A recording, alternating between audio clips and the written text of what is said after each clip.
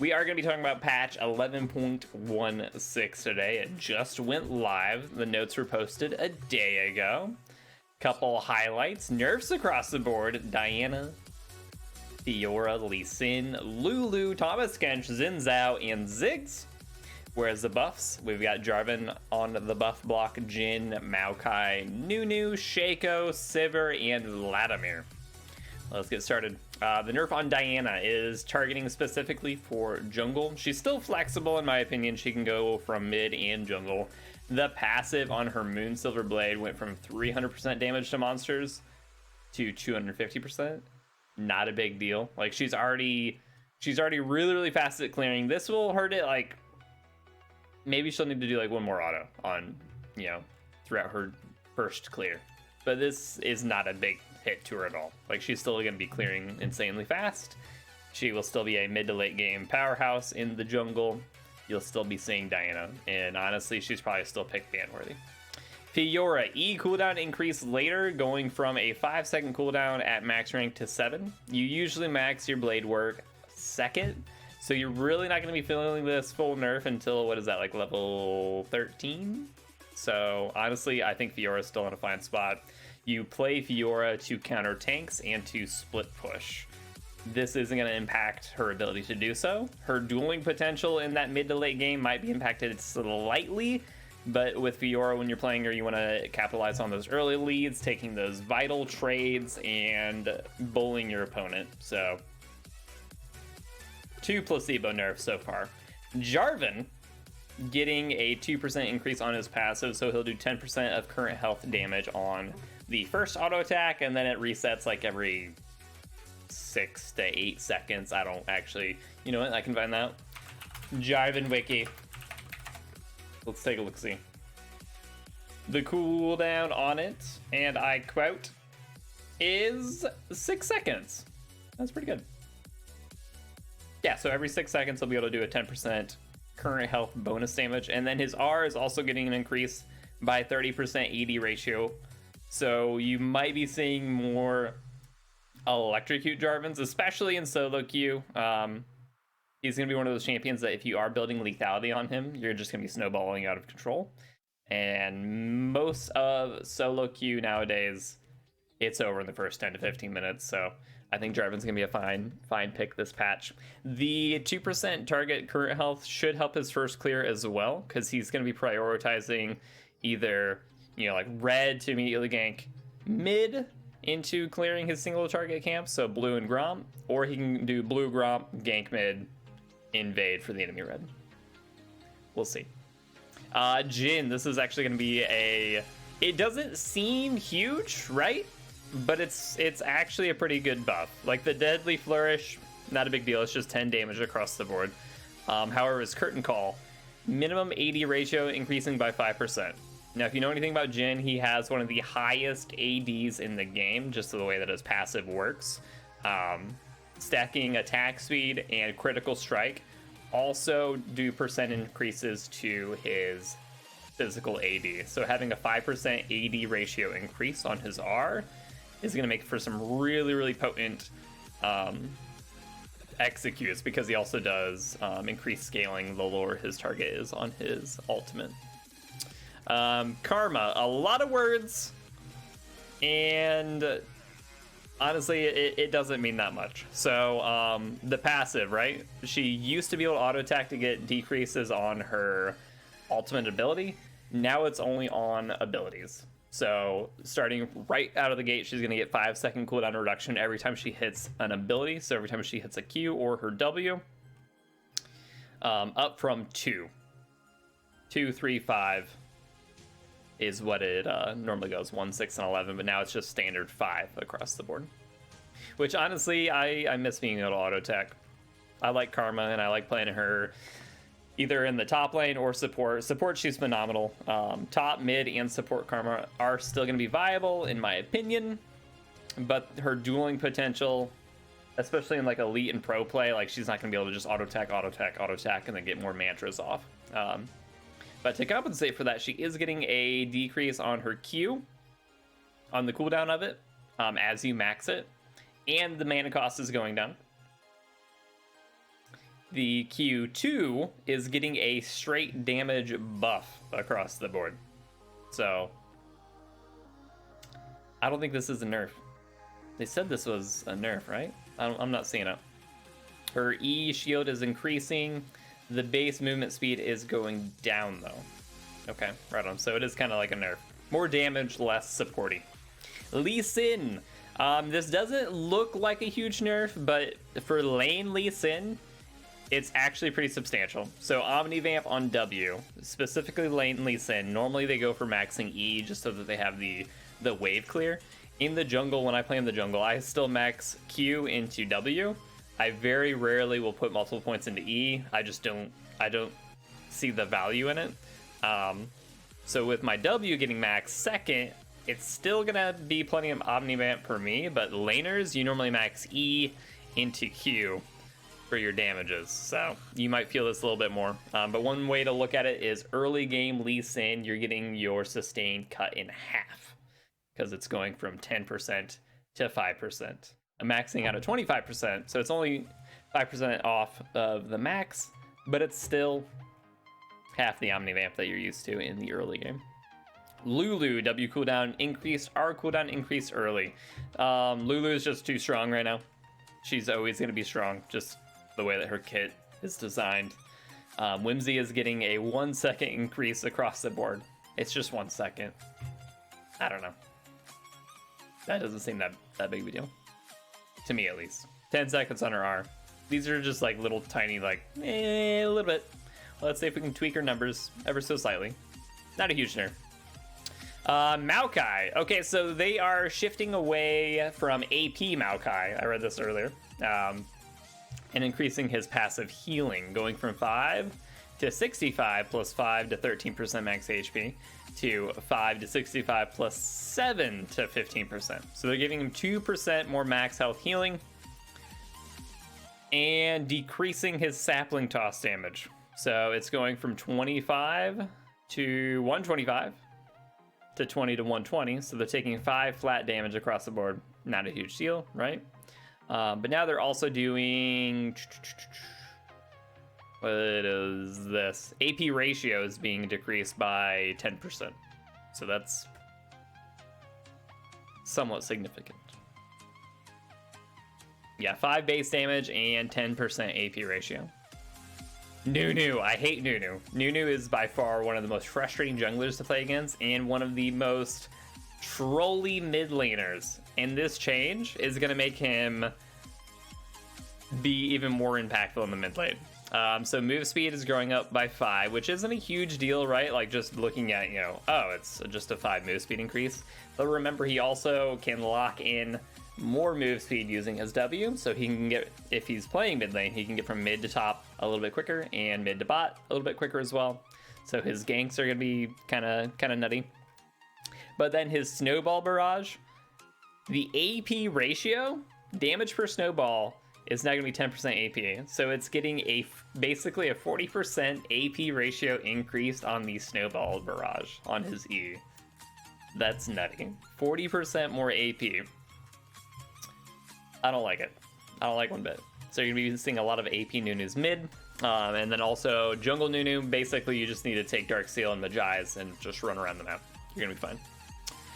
Shaco, I don't agree with this change at all.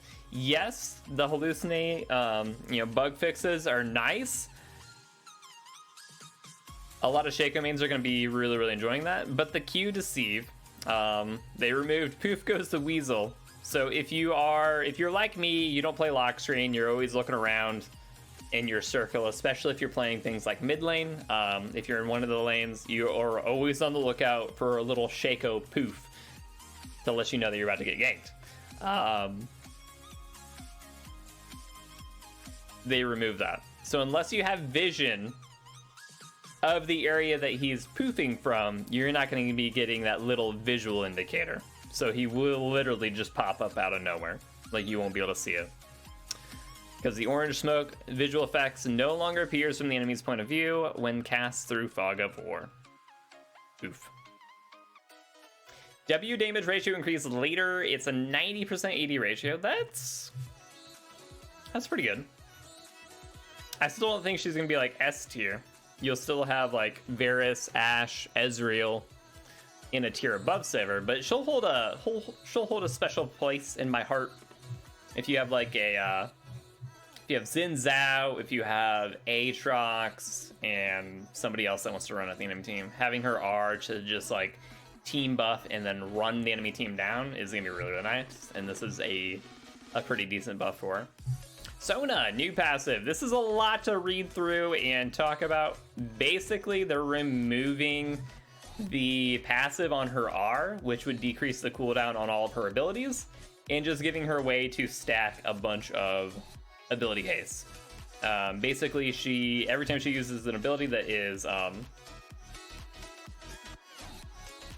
every time she uses an ability that impacts another player, so it's still one of the things that you have to, if you're using like your W and your E, you have to have a teammate nearby to either shield or buff their speed. Her Q you can still stack solo, like you can use it to hit an enemy and you'll still get the passive stack. But every time she uses one of those abilities, she gets a 0.5 non-ultimate ability haste per stack, up to 60 non-ultimate ability haste. So she has to do 120 to reach max stacks, basically.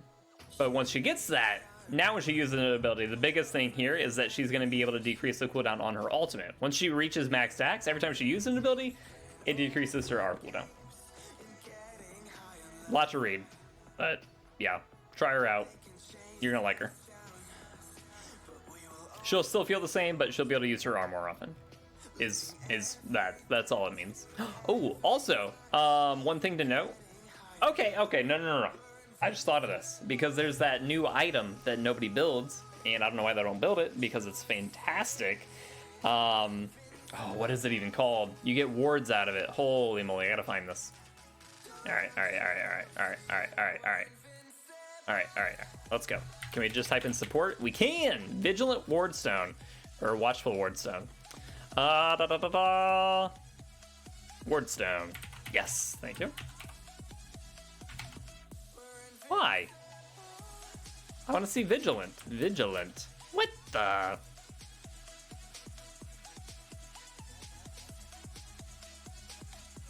It won't show me. All right, I gotta look it up online because Riot's client won't show me. Vigilant Wardstone. All right, let's take a look.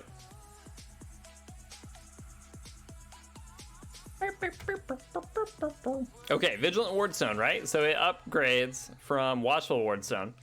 It is I mean, don't worry about that. But the Blessing of Ixtal is what I want to talk about. Increases bonus attack, damage, bonus health, ability power, and ability haste by 12%. So you're gonna be getting 60 ability haste just passively on Sona. Just passively. So 12% more. Make sure you're building that Wardstone item, because it's going to be fantastic on her. You have to be level 13 for it to be upgraded, but still, once you get 13 and you complete your support quest, it's going to be a great item. Do it. Tahm Kench, base damage decreased early, Q base heal decreased. Okay, so Tahm is one of the bullies in the top lane. Like he only loses right now to like maybe Heimerdinger, and that's if you just don't know how to play against Heimer and like Camille mid-late. But everybody else in the top lane, Thomas Kench can bully the crap out of. This is to make it so that he can't do that as hard. However, it's not a huge nerf. So it's 4 damage off of his passive early game. It still scales up to 60. And his Tongue Lash is losing 5 base healing. It's base healing. It's not the percent portion of his missing HP. So this just makes him a little bit weaker. A little bit. But basically, once you get your components, you don't even need like your full mythic. Once you get components, I think Tahm Kench is still going to be a bully in the top lane. Vladimir. Okay, this is something that I don't think needed to happen. It's Nara. Nara, welcome back. This is something I don't think needed to happen. Vladimir is one of the champions that if you just scale into the game, like you become an unstoppable monster. Vladimir, AP to bonus health conversion is now 160%, up from 140, and bonus health to AP conversion is now 3.3%, up from 2.5, which means he just scales even harder. He'll have more HP, he'll have more AP from building HP and AP. I don't think he needed it. Can I look up his win rates? I want to look them up. What were they on 11.15? He's at a 50% win rate in Plat Plus. In all ranks, he's at 49.92. Yeah, he's in Plat Plus. He's at a 50% win rate. The lower you go, well, not Iron, but I think like, yeah, gold and up, he's got a high win rate. I don't think he needed these buffs. He's gonna be even stronger. I don't like it. Xin Zhao, base attack damage decreased. 380 doesn't seem like a lot, but Xin Zhao is all about auto attacks, so that's significant. That will hurt his clear speed, that will hurt his early game dueling, but it's not enough to like take him out of the game completely. He's still gonna be one of the best junglers in the game. 380, meh, whatever. Ziggs, I think they called this a nerf, which is interesting, I suppose. They're taking, oh, actually, I take that back. They're giving him 10 damage late game on his E, which he max E second. The biggest issue that Ziggs has had, though, was his mana in the early game. So 60 more mana level 1. Which, I don't know if you guys know this, but you can take Sapphire Crystal and Refillable Pot. And I think you can back at like 900 gold if you have Futures Market. Which, if you aren't taking Futures Market on people that really, really need to rush a Lost Chapter, you need to start taking it. Because that power spike, you can get it so early. And then champions like Ziggs, Victor, Syndra, all these champions that have had issues with like surviving lane, having that Sapphire Crystal early game just gives you a chunk of mana that you can just pump into the wave to clear. Don't take aggressive trades, just use it to farm. And then once you get your 900 gold, you back, you buy your Lost Chapter, and then you never go them again. It's phenomenal. So giving them 60 mana level 1 in exchange for like a little bit of early game slow and early game damage on his E, this is a buff. Even though it's listed as a nerf in the patch notes, Ziggs is going to have a lot easier time laning. Dark Seal. Okay, we're getting the item changes. This was a nerf that was definitely needed. Dread AP per glory stack is down by 1 AP. Remember, back to pre-season 11, Dark Seal was always a great purchase, but it would only give, I think it was 2 AP per stack. And then once you upgraded it to Magi's, you would get 5 AP per stack. When they made the change to have Dark Seal give you 5 AP per stack, this was the most it's still the most cost efficient, but it was like hilariously the most cost efficient item in the game. Because for 350 gold, you would get, I think it's like 40 or 60 HP and a potential 65 AP. Whereas if you look at like a needlessly large rod that is 1200 gold, is it 1250? 1200 gold is only 60 AP. So 350, you can get 65 AP and HP. Makes no sense. But basically, they're going to make it so at max stacks, you get 55 AP instead of 65. And you can now lose 5 stacks on death instead of 4. So it is definitely a much needed nerf. It's not enough to dissuade me from ever not buying Dark Seal. If I'm playing an AP champion, I'm always picking up Dark Seal. Because the downside, there's not much of a downside. You get HP, you get 15 AP for 350. Like already, from like a value standpoint, it has great value. Just as is. With nothing but upside potential. Anywho, Redemption. 30-second cooldown. And was that 20 HP and 40 HP?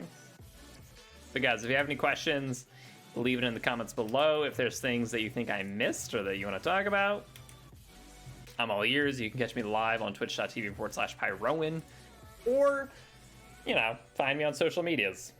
Search for Pyroen. I think there's an energy company out there, and then me. So I don't do energy, but I do play League of Legends.